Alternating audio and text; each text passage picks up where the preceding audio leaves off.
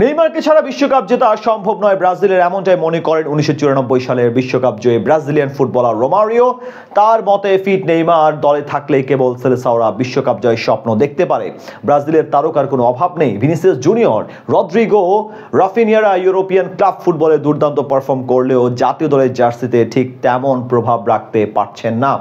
প্রতিযোগিতামূলক ম্যাচে ধারাবাহিক পারফরমেন্সের অভাবে সংগ্রাম করছে 5 বারের বিশ্ব চ্যাম্পিয়ন ব্রাজিল। নেইমার থাকলে কি আদৌ ব্রাজিল চ্যাম্পিয়ন হতে পারবে? কি বলেছেন রোমারিও, বিস্তারিত প্রতিবেদনে। ইনজুরির কারণে নেইমারের অনুপস্থিতি দলটির পারফরমেন্সে বড় প্রভাব ফেলেছে। 30 পেরোনোর নেইমার, যিনি ইউরোপ ছেড়ে সৌদি আরবের ক্লাব আল হিলালে যোগ দিয়েছেন, এখনও ব্রাজিলের জন্য ত্রাণকর্তা হতে পারেন বলে মনে করেন অনেকেই। রোমারিও তাদের অন্যতম। রোমারিও বলেছেন, 1962 সালে গারানজা, 1970 সালে পেলে, 1994 সালে আমাদের দল এবং 2002 সালে রোনালদোর মতো কিংবদন্তিরা শিরোপা জেতাতে বড় ভূমিকা রেখেছিল। 2026 সালে যদি ব্রাজিল নেইমারকে ছাড়াই বিশ্বকাপে অংশ নেয়, তাহলে শিরোপা জয় করা অসম্ভব হবে। ব্রাজিলের জন্য নেইমার অপরিহার্য।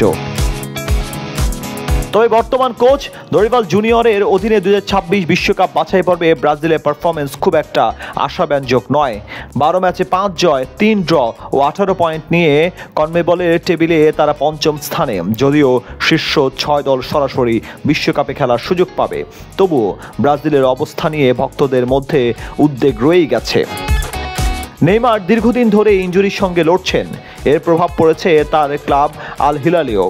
সম্প্রতি এক সাক্ষাৎকারে নেইমার ইঙ্গিত দিয়েছেন 2026 সালের বিশ্বকাপই হতে পারে তার শেষ। নতুন বছরে ব্রাজিলের সামনে গুরুত্বপূর্ণ 6টি বাছাই পর্বের ম্যাচ রয়েছে। 20 মার্চ কলম্বিয়ার বিপক্ষে তারা বছর শুরু করবে এবং 25 মার্চ মুখোমুখি হবে আর্জেন্টিনার, যা হবে বছরের অন্যতম হাই ভোল্টেজ ম্যাচ। হেক্সার শিরোপা স্বপ্ন দেখা ব্রাজিল কি এবার সফল হবে? রোমারিও আশাবাদী, তবে শর্ত একটাই, ফিট নেইমারকে দলে থাকা চাই। দর্শক, আপনার কি মনে হয়, নেইমার ছাড়া কি ব্রাজিল একদমই অচল? ইনজুরি প্রবণতা কাটিয়ে নেইমার কি আসন্ন বিশ্বকাপে ঝলক দেখাতে পারবেন? কমেন্ট করে আপনার মতামত জানাতে ভুলবেন না। সাবস্ক্রাইব করুন আমাদের ইউটিউব চ্যানেল। ভিডিওটা ভালো লাগলে লাইক, কমেন্ট এবং শেয়ার করুন।